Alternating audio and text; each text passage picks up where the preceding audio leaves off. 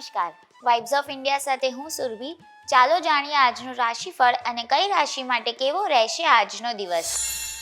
મેષ રાશિના લોકોનું મન પરેશાન થઈ શકે છે. લોકો તમારા પર જવાબદારીઓ લાદવાનો પ્રયત્ન કરશે. નકારાત્મક લોકોની સંગતથી દૂર રહો. વિદેશમાં વ્યાપાર કરતા લોકોને તેમના કામને વિસ્તારવાની તક મળશે. વૃષભ રાશિના લોકો આજે ખૂબ જ વ્યસ્ત રહેશે. ઘરના લોકો તમારાથી ખૂબ જ ખુશ અને સંતુષ્ટ રહેશે. વેપાર સાથે સંકળાયેલા લોકોનું વેચાણ વધી શકે છે. તમામ કામ યોજના મુજબ કરવામાં આવશે. નાણાં સંબંધિત કાર્યો માટે દિવસ ખૂબ જ અનુકૂળ છે.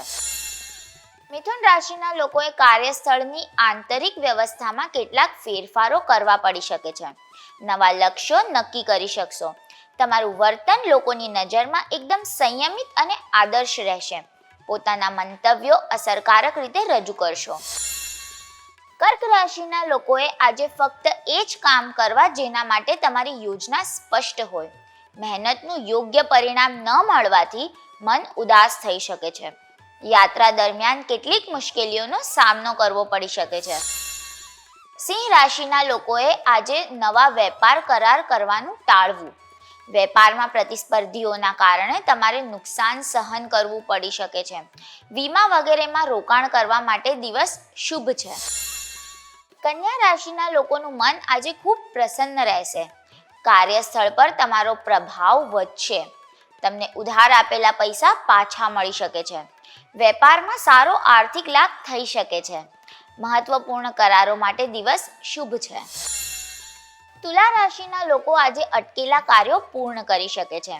કાર્યસ્થળ પર તમને સમસ્યાઓનો અનુભવ થશે. કાયદાકીય અવરોધો દૂર કરી શકશો. અન્ય લોકોની બાબતમાં વધુ પડતી દખલગીરી કરવી યોગ્ય નથી. વૃશ્ચિક રાશિના લોકોના ઘરમાં શુભ પ્રસંગો બની શકે છે. ધાર્મિક વિચારોનો તમારા પર ઘણો પ્રભાવ પડશે. તમારી જવાબદારીઓથી ડરશો નહીં. કાર્યસ્થળમાં બધું સામાન્ય રહેશે. તમારા મંતવ્યો બીજા પર લાદશો નહીં. ધન રાશિના લોકોને આવકના પ્રમાણમાં નાણાં ખર્ચ વધુ થઈ શકે છે.